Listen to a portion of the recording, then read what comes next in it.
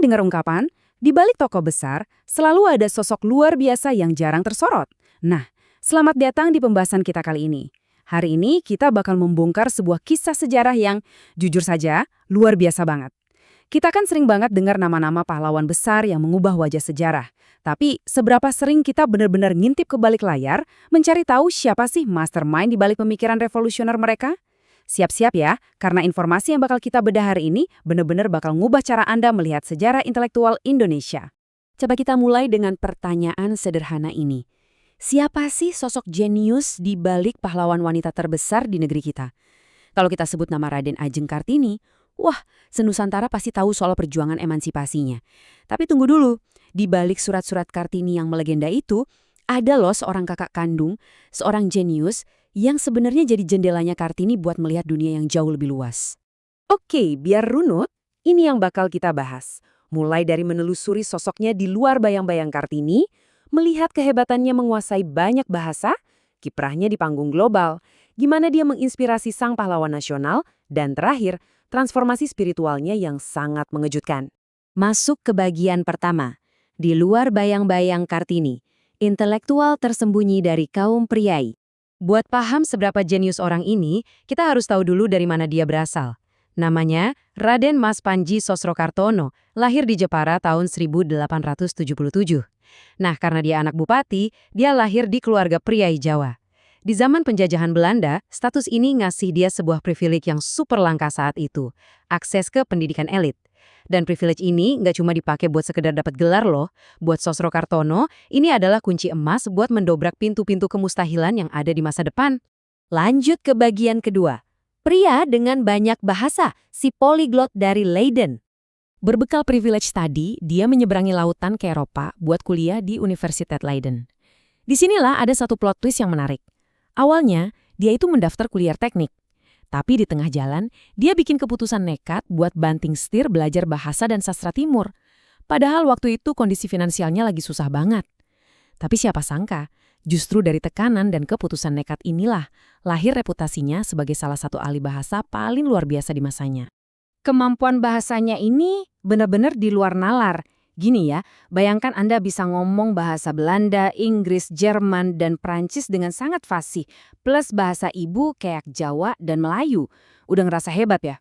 Tunggu dulu, dia juga babat abis bahasa dengan struktur yang beda banget kayak Arab, Jepang, Tionghoa, sampai bahasa Rusia. Belum selesai, dia juga menyelami akar bahasa dunia lewat bahasa Latin, Yunani kuno, dan Sanskerta. Otaknya itu ibarat spons raksasa yang menyerap kerumitan linguistik dunia dengan kecepatan gila. Memang ada perdebatan akademis, tapi sejarah sering banget menyebut angka ini, 20–40. Yap, perkiraan jumlah bahasa yang dia kuasai. Walaupun agak susah dibuktikan satu-satu secara tertulis, karena dokumen zaman kolonial kan kadang gak lengkap. Tapi julukannya sebagai manusia banyak bahasa, alias si jenius polyglot itu, benar-benar gak pernah dibantah oleh siapapun. Masuk ke bagian ketiga, wartawan dan penerjemah global. Menavigasi panggung dunia. Menguasai teori bahasa aja ternyata nggak cukup buat Sosrokartono. Dia bawa bakatnya ini langsung ke garis depan sejarah. Waktu Perang Dunia Pertama pecah, pemuda dari Jepara ini malah maju ke medan perang di Eropa sebagai koresponden dan penerjemah. Ini mencengangkan banget kan? Seorang pribumi Hindia Belanda, liputan di garis depan konflik paling berdarah di Eropa pada awal abad ke-20. Tingkat bahaya dan eksklusivitas profesinya ini bikin posisinya di sejarah itu super unik dan langka. Dan karir internasionalnya makin meroket ke ranah diplomasi elit. Berbekal penguasaan bahasa diplomasi tingkat tinggi, puncaknya dia dipercaya jadi penerjemah simultan untuk Liga Bangsa-Bangsa, institusi yang jadi cikal bakalnya PBB. Menerjemahkan berbagai bahasa Eropa secara langsung pas lagi rapat krusial, itu skill yang sangat-sangat langka waktu itu. Jadi, dia nggak cuma sekedar menonton sejarah bergulir, dia yang memfasilitasi jalannya sejarah itu sendiri. Bagian keempat, menginspirasi pahlawan nasional, pengaruh sang kakak. Terus, apa imbas petualangan global ini buat Indonesia? Nah, Kartini itu amat sangat bangga padanya.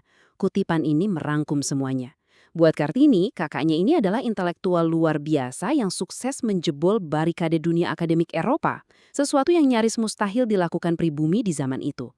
Sosrokartono adalah bukti hidup bagi Kartini bahwa tembok tebal berupa ras dan kelas sosial itu bisa banget dihancurkan lewat pendidikan. Jadi, poin krusialnya begini. Tanpa wawasan global yang luas dari Sosro Kartono, ide-ide progresif Kartini mungkin nggak akan mekar sedemikian rupa. Jendela dunia yang dibawa Sosro Kartono, lewat cerita dan surat-surat yang dia kirim ke rumah, itulah yang menjadi pupuk utama bagi pemikiran revolusioner Kartini soal modernitas, pendidikan, dan tentunya emansipasi perempuan. Bagian kelima, kepulangan spiritual. Dari diplomat global menjadi mistikus Jawa. Setelah puluhan tahun nongkrong di puncak peradaban elit barat, apa yang dia lakukan selanjutnya adalah salah satu transformasi paling epik dalam sejarah. Coba kita lihat sebentar lintasan hidupnya. Lahir di Jepara, kuliah di Leiden, taruhan nyawa di Perang Dunia Pertama, lalu megang peran diplomatik top di Liga Bangsa-Bangsa. Logikanya, kita pasti mikir dia bakal pensiun enak sebagai tokoh Eropa kan? Ternyata enggak. Dia malah pulang ke tanah air dan menghabiskan masa tuanya di Bandung. Bukan sebagai diplomat berdasi, tapi sebagai guru spiritual yang bersahaja. Nah, ini kelihatan banget kan kontrasnya? Di satu sisi, ada persona Eropanya, sibuk mengumpulkan ilmu, intelektual tingkat tinggi, ngurusin diplomasi yang kompleks. Tapi di sisi lain, persona Jawanya di masa tua sangat bertolak belakang.